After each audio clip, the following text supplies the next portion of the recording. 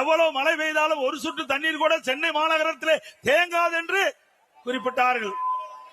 நாம் கொண்டு வந்த திட்டம் மழைநீர் வடிகால் பணி அனைத்து இந்திய அண்ணா திராவிட முன்னேற்ற கழக ஆட்சியில் கொண்டு வரப்பட்ட திட்டம். அந்த திட்டத்தை கூட இவர்கள் முழுமையாக நிறைவேற்ற முடியவில்லை. 2 ஆண்டுக்கு முன்பே இந்த திட்டம் நிறைவேற்றப்பட்டு 98% நிறைவேற்றப்பட்டதா ஒரு பச்சை பொய்யை இன்றைய முதலமைச்சர் குறிப்பிட்டார்.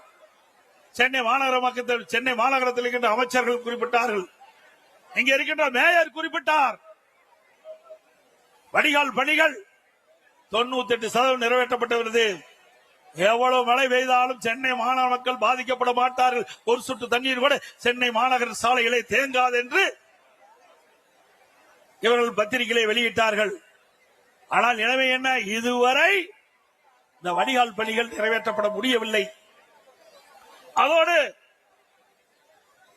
அனைத்து இந்திய அண்ணா திராவிட முன்னேற்ற கழக ஆட்சியில்தான் ஒரு பிரமாண்டமான திட்டத்தை நாம் கொண்டு வந்தோம். மெட்ரோ ரயில் திட்டம் கட்டம் 2. இந்தியாவிலேயே ஒரே திட்டத்திற்கு 63 கோடி ரூபாய் பெற்ற ஒரே அரசு அனைத்து இந்திய அண்ணா திராவிட முன்னேற்ற கழக அரசாங்கம். இதுவரை இந்தியாவிலே ஒரு திட்டத்திற்கு 63 கோடி ரூபாய் 63,000 கோடி மத்திய அரசு அனுமதி வழங்கியது கிடையாது. அனைத்து இந்திய அண்ணா திராவிட முன்னேற்ற கழகம் ஆட்சி செய்த பொழுது அம்மாவுடைய அரசாங்கம் மத்திய அரசோடு இணக்கமாக அணுகி சென்னை மாநகர மக்களுடைய போக்குவரத்து நெரிசலை குறைக்க வேண்டும் என்று இதை புரட்சி தலைவர் அம்மா அவர்கள் திட்டமிட்டார்கள். துரதிருஷ்டவசமாக அம்மா அவர்கள் மறைந்தார்கள். அம்மா கொடுக்கப்பட்ட வாக்குறுதியை நிறைவேற்றுகின்ற விதமாக